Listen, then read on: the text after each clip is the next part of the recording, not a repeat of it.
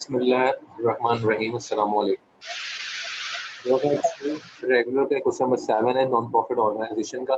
सबसे पहले हम रिक्वायरमेंट पढ़ते हैं। रिक्वायरमेंट 1 में लिखा है prepare income and expenditure account for the year ended 31 दिसंबर 2005 का मांग रहा है। उसके बाद बैलेंस शीट है। बैलेंस शीट अपनी नहीं सीखी तो रिक्वायरमेंट नंबर 1 पे ही हम रहेंगे। 2005 का मांग रहा है तो देखो सवाल अगर हम देखते हैं तो हमारे पास ये जो साइड है ये क्या है, रिसिट्स हैं, यानी हमारी इनकम्स हैं। सब्सक्रिप्शन हमारी इनकम है। ये ओपनिंग बैलेंस से क्या मतलब है सर? ये ओपनिंग मतलब ये रिसिट्स और पेमेंट्स कैश का एक तरह का अकाउंट होता है, ठीक है, कैश और बैंक का। तो बता रहे हैं आपके पास 50,000 रुपये ओपनिंग में है। इनकम की वजह से ही आपकी इनकम है, ट्यूशन फीस भी आपकी इनकम है, डोनेशन भी इनकम है और एंट्री टेस्ट फीस भी इनकम है।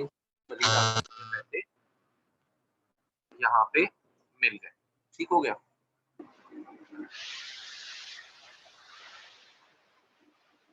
अच्छा जी, अगर अब मैं बाकी बात करता हूँ, ये तो हमारी एसेट्स हो गई हैं, ठीक है। अब अगर इधर आओ तो सैलरीज क्या है? अच्छा ये याद रखना, ये प्रोफेशनल एजुकेशन इंस्टीट्यूट है, ठीक हो गया, इंस्टीट्यूट है।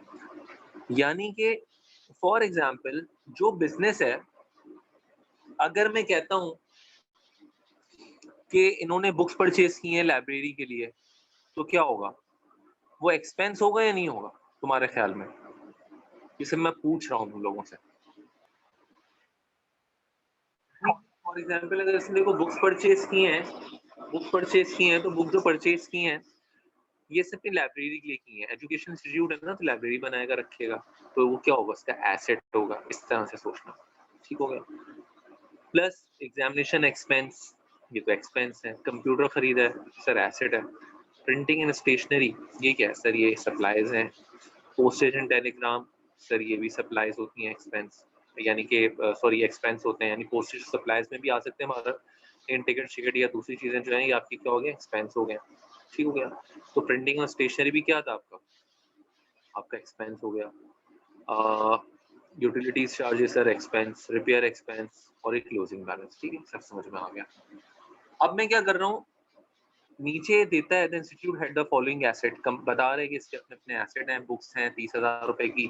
देखो अभी हमने ऊपर बात की थी ना, लाइब्रेरी बुक्स के एसेट है, खुद बता रहे हैं यहाँ पे एसेट्स हैं।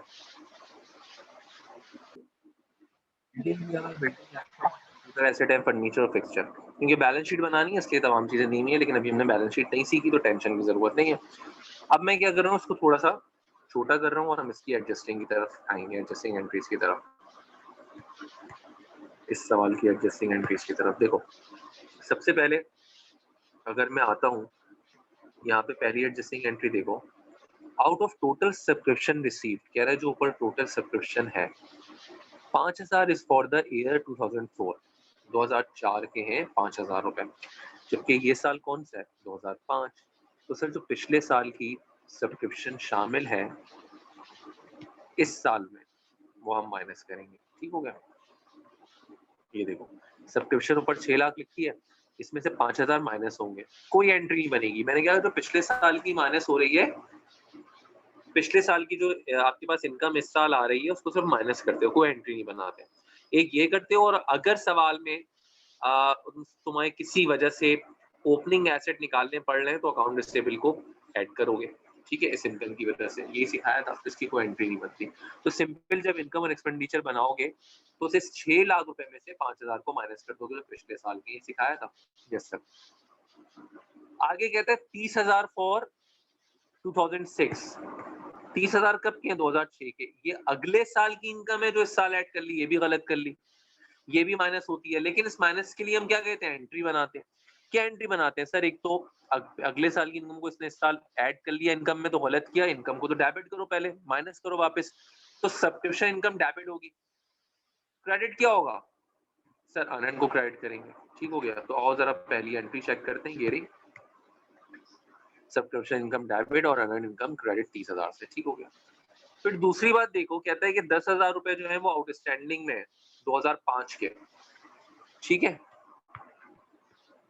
क्या कह रहे हैं? ये देखो, कह रहे हैं 10,000 रुपए जो है ये आउटस्टैंडिंग इनकम है अभी तक। तो जो आउटस्टैंडिंग इनकम होती है उसके लिए कौन सी एंट्री बनती है? रिसीवेबल डेबिट और सब्सक्रिप्शन इनकम क्रेडिट, ठीक है। आउटस्टैंडिंग एक्सपेंस के लिए कौन सी एंट्री बनती है? Expense debit payable credit. और ऐसी आउटस्टैंडिंग इनकम जो हमें अभी तक नहीं मिली, हलाल हो गई है, तो सर रिसीवेबल तो हम क्रिएट करते हैं कि हमें मिलेगा, और इनकम हो गई है तो क्रेडिट करते हैं। देखो नंबर 2 एंट्री भी हमने बना दी।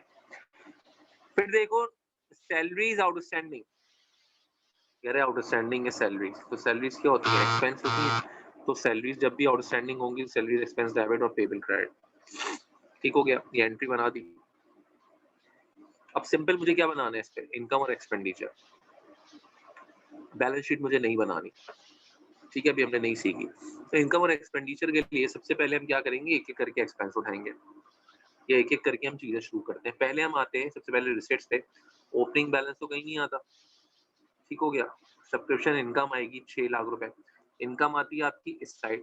तो देखो 6 लाख रुपए में से क्या किया इसने? पहले 5000 माइनस किए पॉइंट नंबर 1 के। और अब क्या कोई और ऐसी एंट्री है इसमें इनकम डेबिट हो रही है? ये सर ये रही है एंट्री, इसमें इनकम डेबिट है। तो 10,000 भी इसने क्या किया, 30,000 भी क्या किया इसने इसमें से माइनस किए। ठीक हो गया। और क्या कोई और एंट्री इसमें सब्सक्रिप्शन फी क्रेडिट हो रही है या सब्सक्रिप्शन इनकम? यस सर ये रही 10,000 रुपए से। तो देखो 10,000 रुपए इसने ऐड किए। ठीक हो गया। इन सब का जब लुब्बे लुबाब किया तो समरी क्या आ गई? 5,75,000 रुपए। ठीक हो गया। सबसे पहले हमने कहां से शुरू किया? टॉप पे सब्सक्रिप्शन इनकम थी, सब्सक्रिप्शन इनकम की जगह क्या है? उसकी जगह पर लेकर आए यहाँ पे। यहाँ पर लाने के बाद हमने कहा 6 लाख है, 6 लाख में से पहली वाली एंट्रीज को माइनस किया 5,000, ये माइनस कर दिया।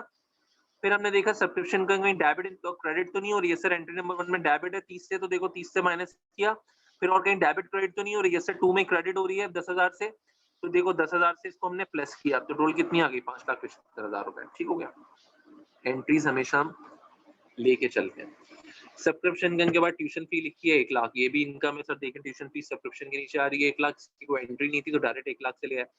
डोनेशन भी इनकम है 60,000 से, इसको भी डायरेक्ट लेकर आ गए, इसकी कोई एंट्री नहीं थी। एंट्री टेस्ट फीस 20,000 है, इसकी भी कोई एंट्री नहीं थी तो इसको भी इनकम की जगह पर लेकर आ गए। Entry test fees 20,000। Entry test fees gate से एंटर हो रहे हैं तो आपने उसकी फीस रखी है, वो आपकी इनकम है। ठीक है, तो सारी इनकम क्रेडिट साइड पे आ गई।